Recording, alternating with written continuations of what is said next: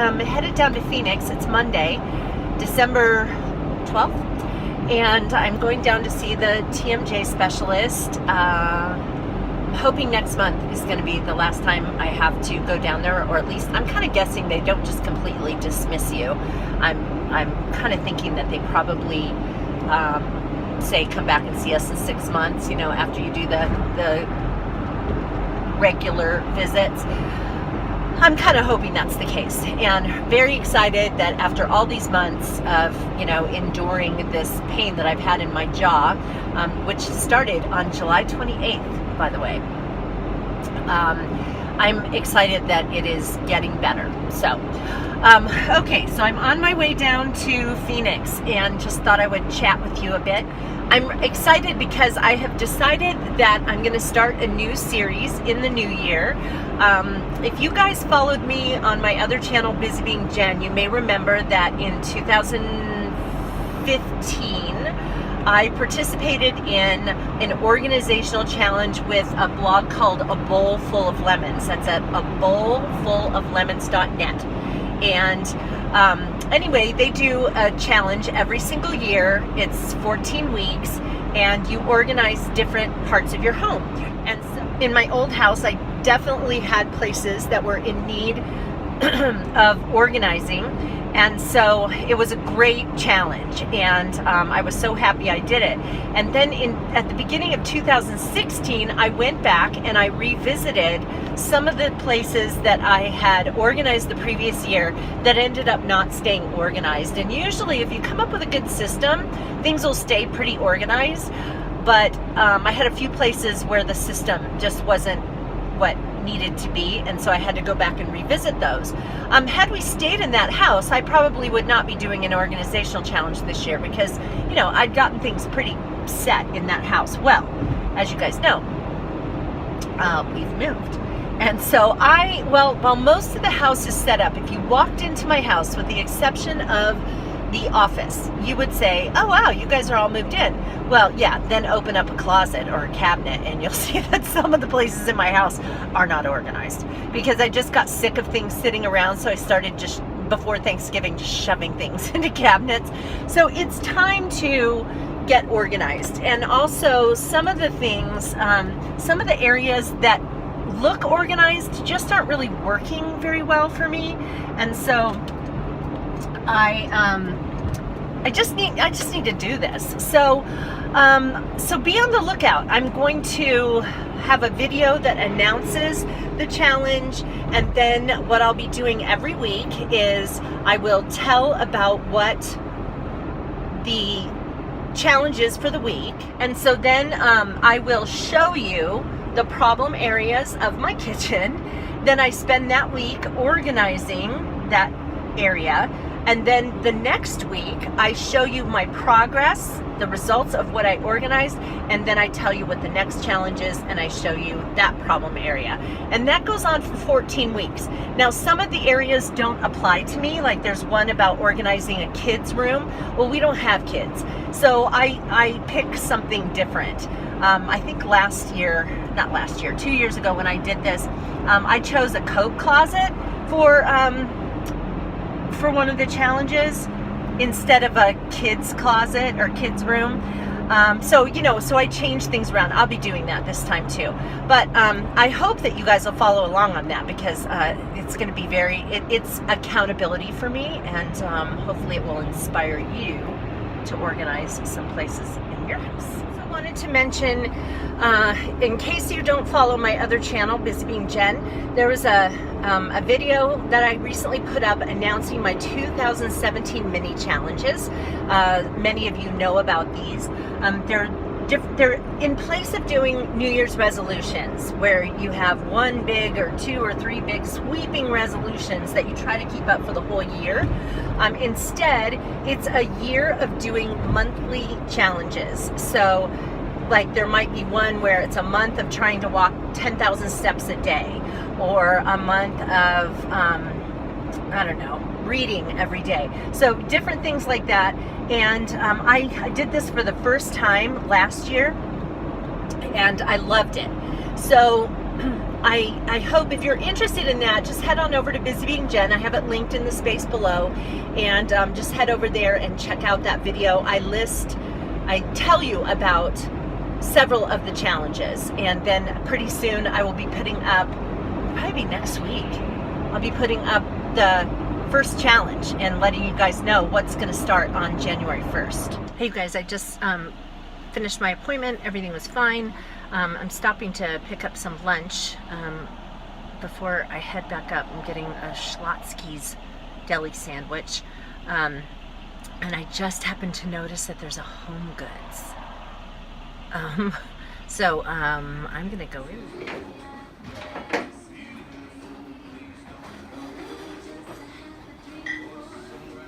This is a lot bigger one than the one I was in before. When I was just filming that scan at the store, there's an old man who like did a double take and stopped and just stared at me while I was filming. Well, I just ended up getting 3 refrigerator bins. Our new refrigerator is a little bit larger, and so I needed more of these, and there's so much I was tempted to buy, but I was good. So I'm watching a Hallmark movie right now and making dinner tonight, which is out of the Gooseberry Patch Farmhouse Christmas cookbook.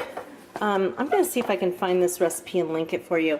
It's called Mom's Lasagna. I have never made this recipe before. But I have, this is the cheese mixture that has ricotta cheese, Parmesan cheese, basil, no, not garlic. What else? Basil, salt, pepper. Oh, it has an egg, parsley flakes. Over here I have some shredded mozzarella cheese. I'm boiling the lasagna noodles right now, and I'm only doing half the recipe because, you know, neither one of us really like leftovers, and so we will eat leftovers, but not a lot of them, so since there's only 2 of us. And then this is the meat mixture. It called for some Italian sausage and hamburger, and for even half the recipe it would have been like 1/8 of a pound of sausage and like 1/2 pound of hamburger, but I didn't want to thaw. I only have hamburger meat in like 1 pound things, and so I didn't want to thaw it out, so I just put the sausage, and I just bought 2 of those like brat kind of things, but it was Italian sausage from the deli section at the grocery store, and I slid open the casing and squeezed the meat out and threw the casings away. And so this has also has tomato paste and diced tomatoes and garlic and basil and all of that. So then I'm gonna layer everything and put it in the oven. And here's the lasagna, how it looks out of the oven. It's supposed to sit for 10 minutes before it's cut and served. Hi you guys, it is Tuesday, 10 o'clock almost. I already got busy on grading stuff because the end of the semester is Friday, and so I caught up on my grading. I think there are 9 more assignments. I mean, not like assignments for the whole class, but 9 more that students are finishing up. So like some of my students have completely finished turning things in. Some of them, there's like one student has like 3 assignments she hasn't done yet, and somebody else has 1. And so there's a total of 9 more things to grade is what I'm trying to say. And it all depends on when they turn them in. They have until midnight on Friday night. So some will probably stretch it out and I'll be grading on Saturday, but that's okay. Anyway, you know, I mentioned in the last vlog about possibly getting another cat for Mary, and thanks so much for those of you who offered some suggestions, and I think you're all probably very on target with your thoughts on why she's been so seemingly unhappy and vocal and everything. There's a lot of things. One person said, you know, do you think she's just not used to not getting to go outside? Because at our other house, she was able to go in the backyard. Most of the time, it wasn't actually for 3 years. She did a really good job of just staying in the backyard, never leaving. But then this last summer, she started leaving the backyard. So about 3 weeks before we moved, we stopped letting her out because, well, we knew that she was leaving the yard, but also we were never going to let her go in the backyard unless 100% supervised here because of all the coyotes. And so yeah, that's probably one of the things that's causing her to be upset. And then Jackie from New York State just brought something up that, you know, just, oh, I got so teary when I thought about it. She was wondering if, well, you know, Mary's world got turned upside down because the dogs died, and then we moved right after that. Oh gosh, guys. But anyway, she thought maybe that Mary was like thinking we left them, and it just breaks my heart to think that she would think that we left them, but she probably does. Okay, try to get it together here.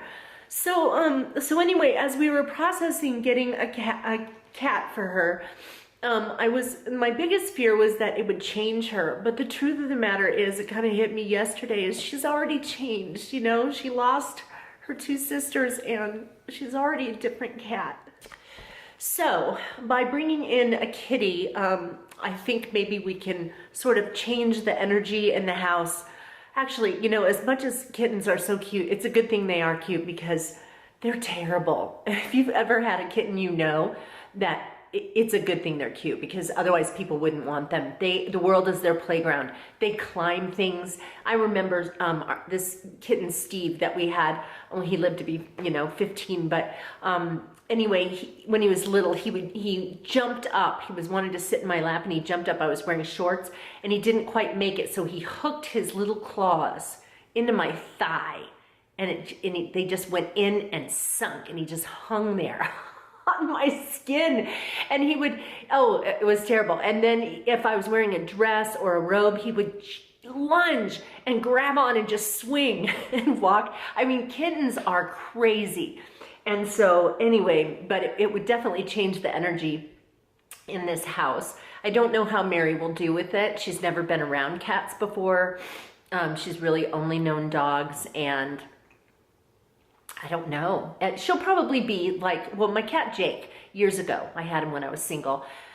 I introduced a cat to him, a kitten, and I just didn't want him to be lonely, and I was at work all day and stuff. So when I brought her home, he kind of looked at me like, Mom, really, I don't want her. I don't want that present. So, but you know, within 6 months, he was in love with her. I mean, he would wrap himself around her and just lick her, and he loved that little girl. And so it's very possible that it will be a wonderful love story. It's also possible that it'll end up being like my cat Joe and Steve. Steve was the kitten who came into the household when Joe was already like 5. And they, you know, for literally like 7 years, they just kind of lived in the same house together, not really attached, just, you know, kind of lived in the same house. They didn't not like each other. But and then something happened after about 7 years. Next thing you know, they were wrapped up, tangled in each other, and they were both black, so you couldn't tell where one cat started and the other ended. And they were just the best of buddies until the very end. And they both got sick at the same time. Steve was 15 and fighting a losing battle with kidney failure, and Joe was 5 months away from being 21, and he had a cancerous mass in his chest that was pressing on his trachea and making it hard for him to breathe. And we selected a day to put both of them down at the same time. That was super hard, but all I could think of is that they were so connected to each other, and they were going to die within months of each other anyway. So why would we let one live sad for just a few more months when we knew he was going to die? So we put them down together anyway. But all that to say, they attached, you know, they got connected to each other, and it took 7 years, but they did. And at least they had a friend in the house, you know, they weren't completely alone. And so I just think about the fact that we will get a dog at some point, but we intend to have this really socialized dog that we take with us everywhere. Vanessa and Chloe were terrible in you know, social situations. They always started fights with other dogs and everything. And so we couldn't really take them anywhere. But this dog that we get, it'll be in May. We want to socialize and take with us wherever we go, within reason, which means Mary would be left alone a lot, and I don't want that for her. So I think it would be a good idea to get her a little kitty now while she's kind of lonely, and then the two of them can deal with a crazy little puppy when a puppy enters our home in another, what, 6 months, 5 months, so.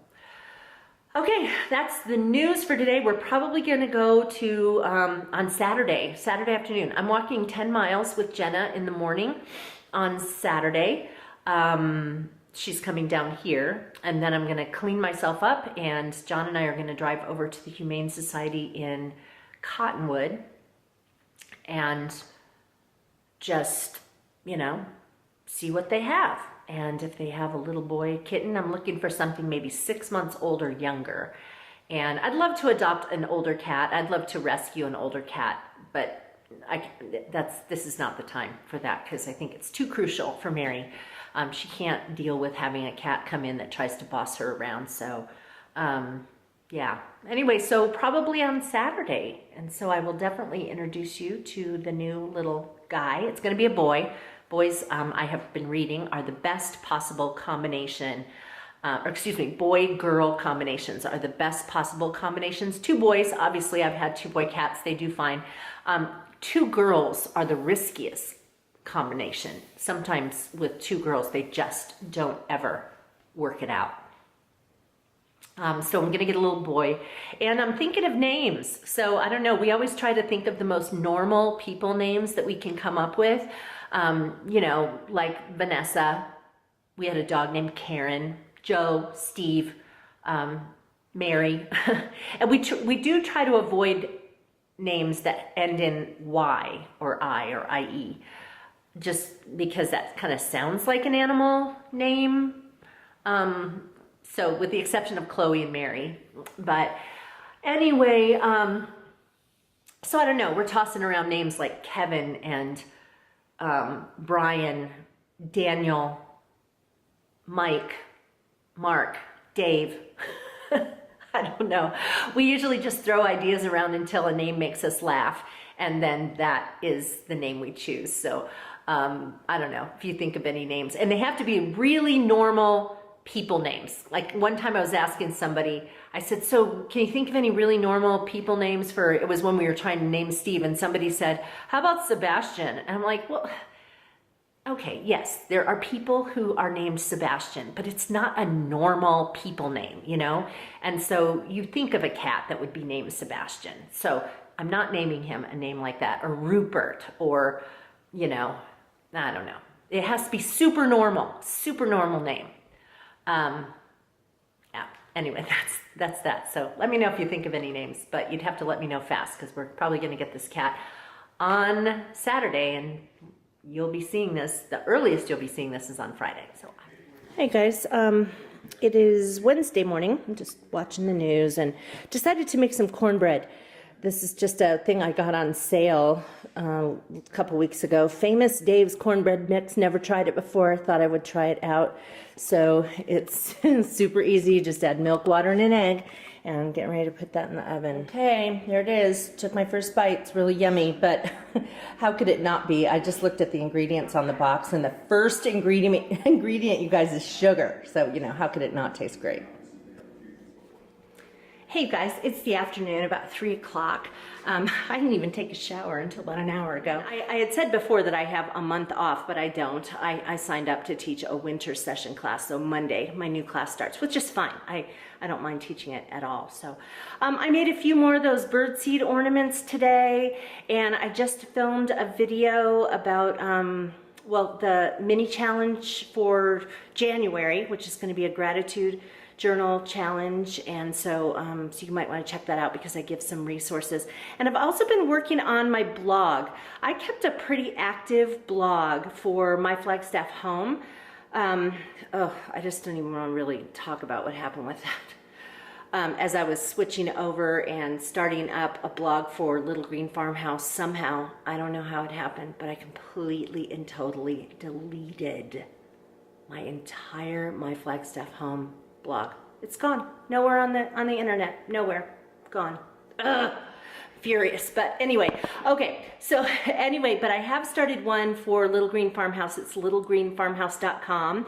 And so it only has a couple of posts on it right now. And then I'm also going to try to kickstart Busy Being Jen's blog, which I was updating fairly frequently for a while and then just haven't for several months. So that's busybeingjn.com. And so I'm going to have over on that site some resources for gratitude journals, and that'll be kind of a cool challenge for January, I think. So if you haven't seen that video of the 2017 mini challenges, then head on over to youtube.com/busybeingjn and check out that video to see what it's all about. So anyway, yeah, just kind of not really doing a whole, well, I guess I've been doing stuff today, nothing terribly exciting. John's got worship rehearsal tonight. I'm not scheduled to sing this weekend, but he is scheduled to play bass guitar, so I will have the evening to myself as well as the day that I've had, which has actually been kind of nice. So that's it for right now. Oh, and about the cornbread that I had this morning, which was fine, but I would say that after finishing that piece, it was too sweet for my liking for cornbread. I guess, I don't know. I mean, I guess if you like really sweet cornbread, then that would be the thing for you, but it was not like I'm gonna throw it away, but it was just sweeter than I like it to be. So there's my review.